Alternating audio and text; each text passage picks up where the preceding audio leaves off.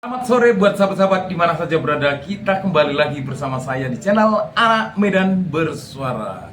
Bagaimana teman-teman setelah melihat upload ataupun konten video saya di pagi menjelang siang? Sangat seru kan? Dan di situ terlihat ada sosok misterius yang membongkar tentang perihal ijazah dengan membandingkan beberapa ijazah dengan fakultas yang sama dan tahun yang sama. Bukan perihal tentang tulisan, bukan perihal tentang tanda tangan dekan ataupun katakanlah dosen atau yang lain. Tapi ini tentang belangku. Sangat luar biasa. Dan kesimpulannya, mungkin teman-teman sudah tahu. Tonton videonya. Dan kali ini teman-teman, masih juga ada sosok misterius. Bukan sosok misterius ya. Ini menampakkan diri dan melihat dan memberitahukan setelah dia mendengar. Dan dia sampaikanlah lewat channel Refli Harun. Namun sebelum kita masuk ke video tersebut, kita intro dulu.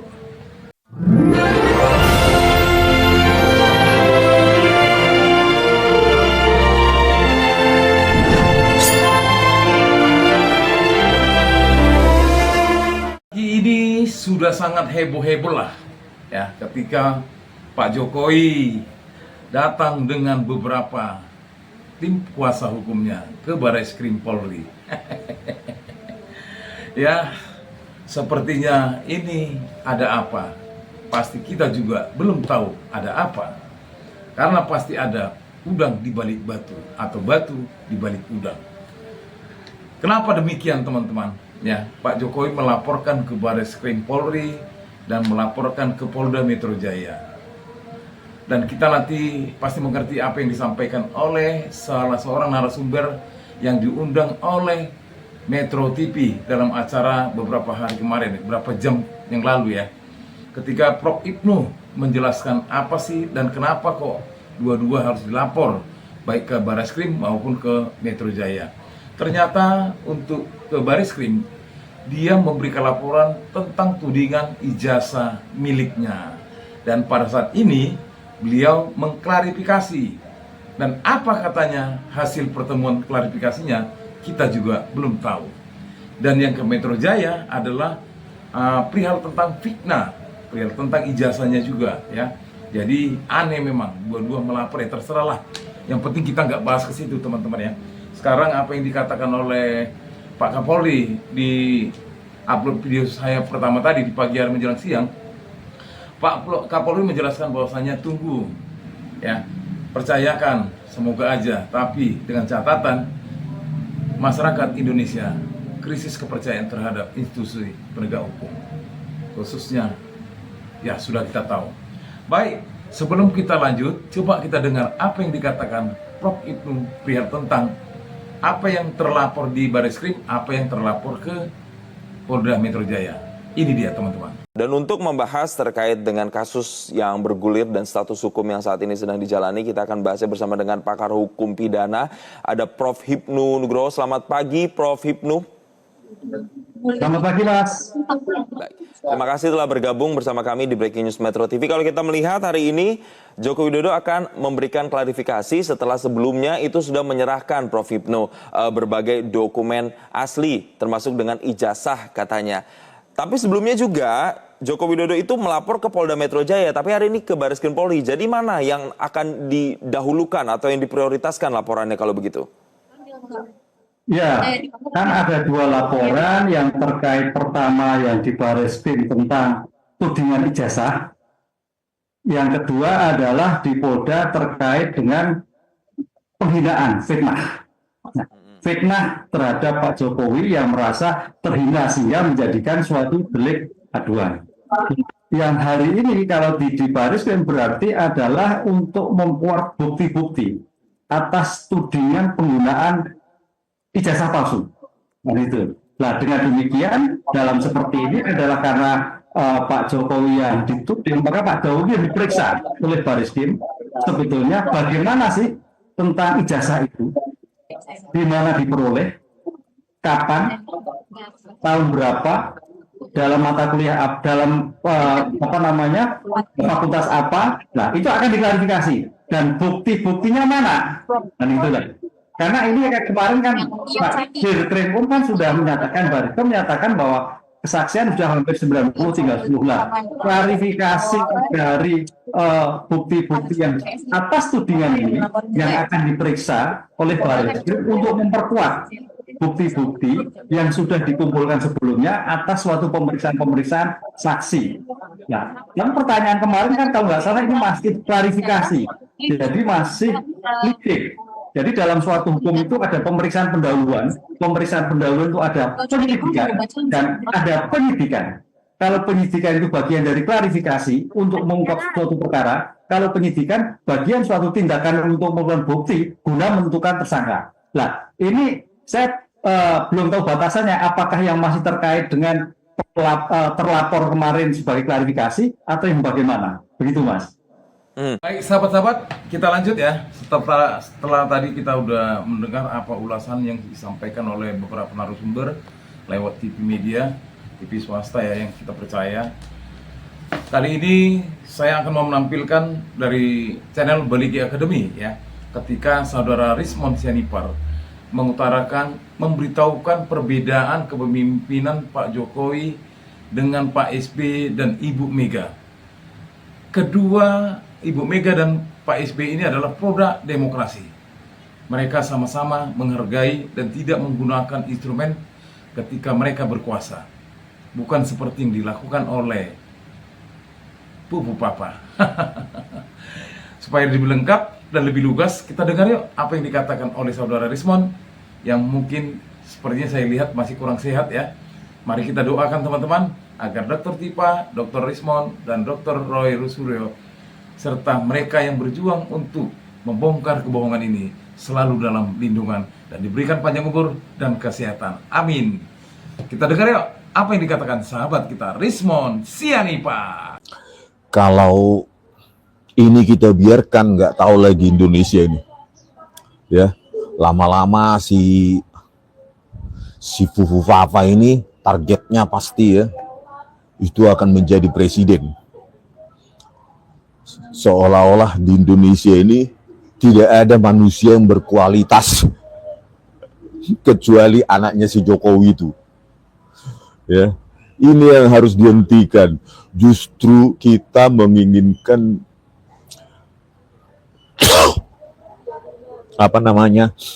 presidensi atau kepresidenan dari Pak Prabowo Subianto itu tidak dibebani oleh si anak haram konstitusi ini. Gitu ya, pintu masuknya adalah ijazah palsu Joko Widodo. Itu ya targetnya, ya maksudkan itu si Fufu Fafa itu ya nggak rela kita negara ini diinjak-injak kayak keset kakinya Joko Widodo.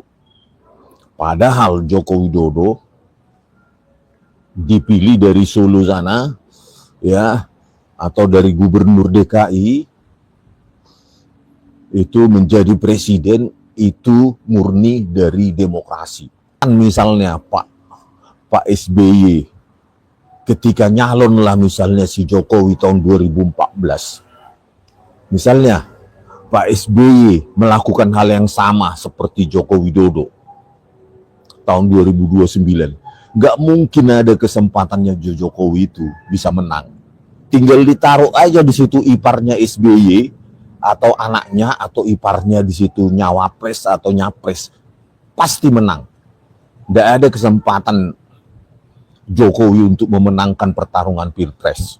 Ya, nah itulah ya. Terlepas dari banyak kekurangan dari SBY, itulah kelebihannya SBY, menjaga demokrasi.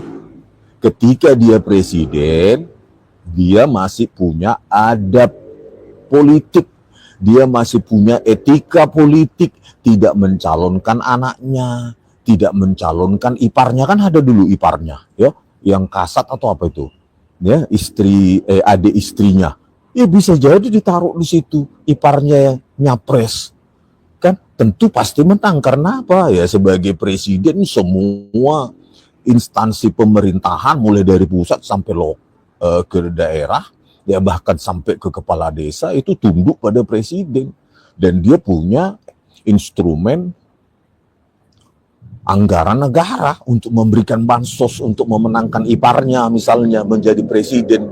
Tetapi SBY tidak melakukan itu.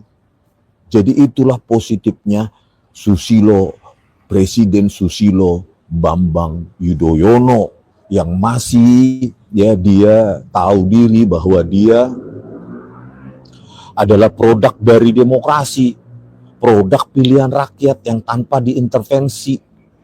Kan SBY dulu kan maju melawan Bu Mega. Kalau Bu Mega melakukannya, ya misalnya Bu Mega mau curang saat itu 2004, ya mau curang seperti Jokowi mencalonkan anaknya menggunakan bansos sebagai instrumen untuk memenangkan anaknya, nggak ada peluangnya SBY tidak akan berganti kepemimpinan nasional kita. Bagaimana teman-teman? Sepertinya memang Saudara Rismond nggak ada habis-habisnya memberikan paparan, memberikan informasi yang memang bisa menjadi perbandingan agar mereka yang mati-matian membela sadar dari tidurnya. Dan kali ini sebelum kita tutup, kita membahas apa yang sudah masuk dari channelnya Bang Refli Harun, ya, ketika dia mengundang salah satu narasumber yang katanya mendengar ada bocoran hasil pertemuan Pak Jokowi di kala itu. Mau tahu hasilnya? Kita tonton videonya. Ini ada berita yang menarik ya, viral, yaitu Kagama Cirebon itu meminta maaf kepada Jokowi dan kemudian berusaha meminta maafkan Roy Suryo, Dr. Tiva agar berdamai. Dan ini ditolak mentah-mentah oleh Jokowi. Begitu kurang lebih beritanya ya. Misalnya berita di tvnews.com viral, keluarga alumni UGM Cirebon bujuk Jokowi untuk maafkan Roy Suryo. Kemudian viral, alumni UGM Cirebon rayu Jokowi maafkan Roy Tiva. Di Jateng Gayeng News ya. Coba kita bacakan yang di TV One ya. Nah, sambil kemudian kita akan live dengan ketua Kagama ya, namanya Heru Subagja. Oke, coba kita nanti live dengan beliau ya. Tadi saya sudah janji dan saya bisa hubungin beliau pada pukul 2 atau 14.00 ya. Oke, coba kita hubungin beliau. Jadi daripada kita bacakan beritanya langsung bagaimana klarifikasinya, karena ini membuat konon Roy Suryo merasa berkeberatan karena tidak pernah tidak pernah minta didamaikan. Oke, ini coba kita dari Jateng Gayeng News dulu ya. Sambil kemudian kita lihat apakah ini nyambung atau enggak. Oke, sudah nyambung kelihatannya. Ya, gimana? Halo, assalamualaikum warahmatullahi wabarakatuh, bro. Ya.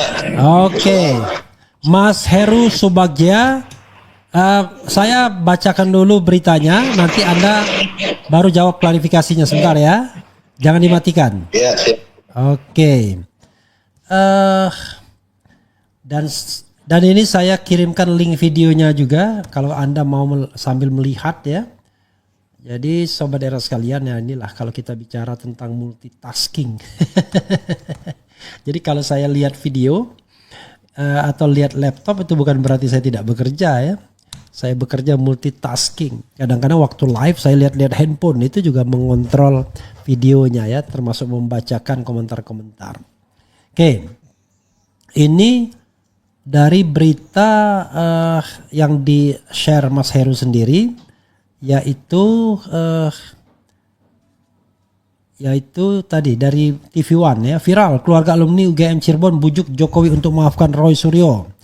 Jakarta tvOnenews.com, baru-baru ini publik dihebohkan soal viralnya keluarga alumni UGM Kagama Cirebon raya bujuk Presiden RI ke-7 Joko Widodo Jokowi untuk maafkan Roy Suryo dan Dr. Tiva di media sosial X. Dalam unggahan tersebut terlihat foto pertemuan Kagama Cirebon Raya dengan Jokowi, di mana pertemuan itu terjadi di Solo pada Kamis 15 Mei 2025. Bahkan Ketua Kagama Cirebon Raya, Heru Subagia, membenarkan informasi tersebut. Ia akui bahwa pihaknya sempat berupaya mediasi dengan Jokowi atas pelaporan terhadap Roy Suryo CS. Selain itu, ia juga mengungkapkan hasil pertemuan dirinya bersama 4 perwakilan Kagama Cirebon dengan mantan Presiden Jokowi yang berlangsung di Solo Kamis 15 Mei 2025 sekitar pukul 14.15 waktu Indonesia bagian Barat. Kata Heru, pertemuan berlangsung hangat dan diterima dengan baik oleh Jokowi. Heru juga menegaskan bahwa pihaknya menyampaikan 3 poin utama dalam audiensi tersebut. Salah satunya terkait isu ijazah Jokowi. Kita bacakan lagi ya. Kemudian Alhamdulillah kita berlima diterima dengan baik. Materi yang kita sampaikan sesuai rencana semula, ujar Heru.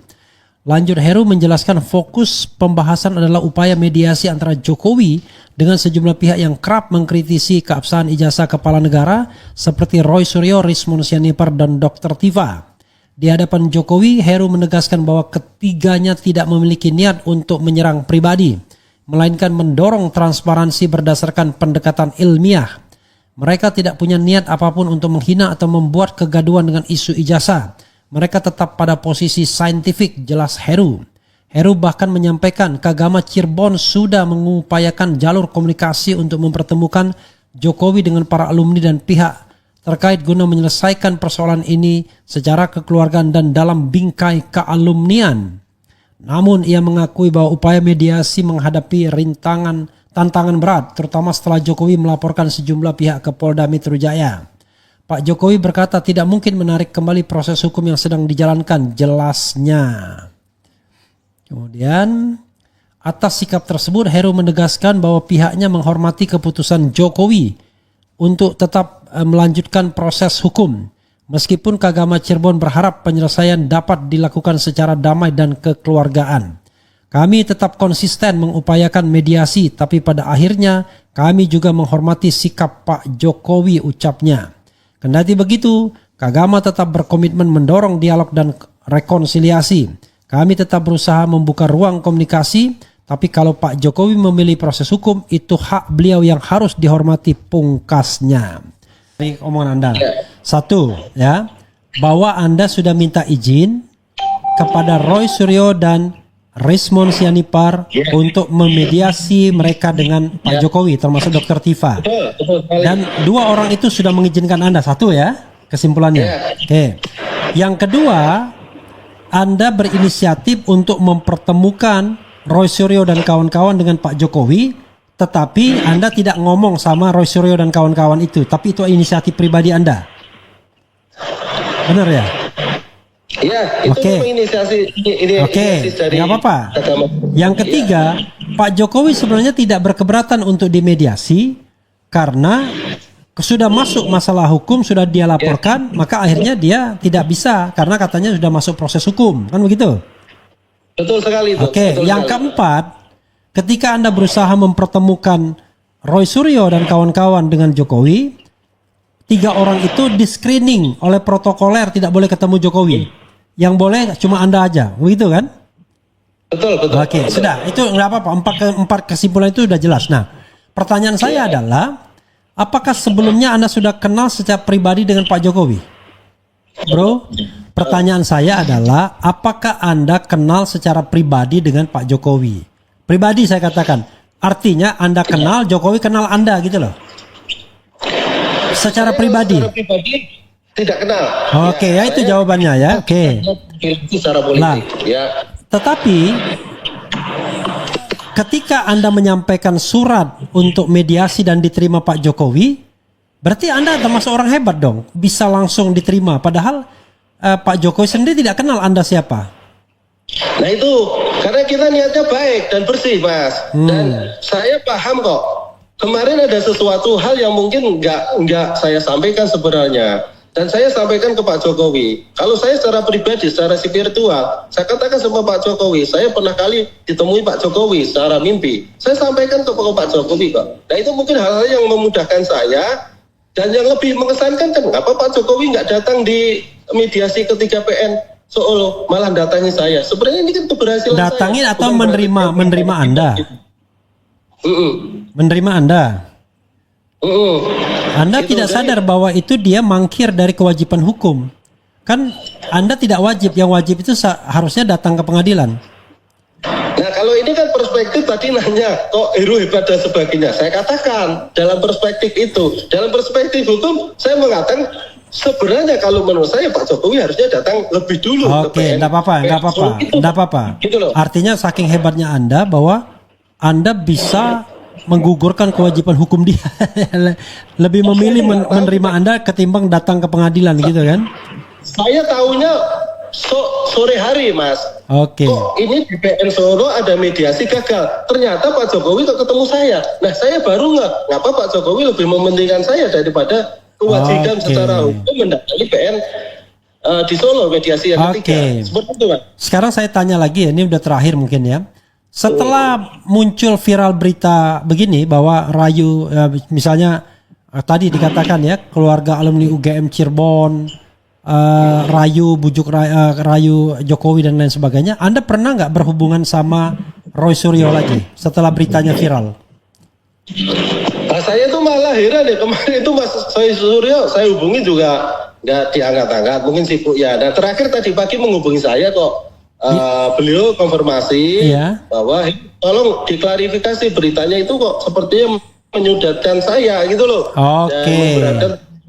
Nah seperti itu, dan makanya saya sebenarnya berdegel juga dengan berita yang viral ini untuk melakukan klarifikasi, dan Mas Suryo udah keburu masuk ke saya, dan akhirnya tadi saya membuat klarifikasi bahwa apa yang sedang viral saat ini, terutama 4 hari terakhir ini betul-betul sebenarnya menyudutkan kita dan menyudutkan dalam hal ini. Sorry, saya tanya, dari berita itu yang saya bacakan tadi, yang tidak benarnya yang mana?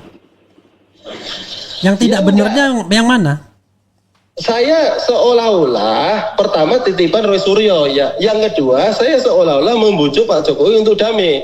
Nah, padahal bukan dalam kerangka tanda petik damai kalah gitu loh. Yang terlihat saat ini kan saya katakan sampai saat ini pun tidak ada dalam posisi menang atau kalah itu nggak ketahuan. Oke, Anda ingin mengatakan ya kan bahwa Roy Suryo itu ibarat kata kalaupun mau bertemu ya duduk sama rendah, berdiri sama tinggi kan begitu?